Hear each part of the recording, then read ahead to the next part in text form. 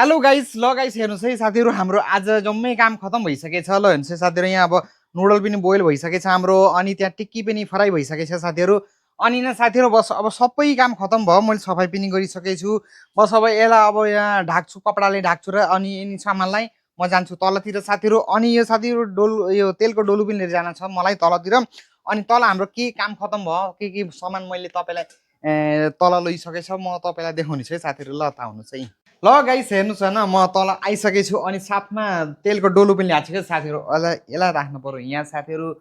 अनि साथीहरू मेरो के काम खतम भइसकेछ ल हेर्नुहोस् है साथी अब हेर्नुहोस् यो 2 टुक्रा प्याज पनि चाहिँ साथीहरू काटेर ठिक्क पारेछु अनि साथमा ल हेर्नुहोस् यहाँ मन्चुरो पनि ढाकेर राखेको छु क्या साथीहरू अनि साथीहरू मेरो अझै गोबी र गाजर छ त मैले भित्रै राखेको छु अनि साथीहरू आज हाम्रो दोकानको जम्मै सामान बनाएर हामीले तयार गरिरहेछ साथीहरू बस अब तल पनि झरै म अब गएर नुहाउँछु अनि खाना खान्छु फेरि जान्छु म दोकानतिर ल त साथीहरू है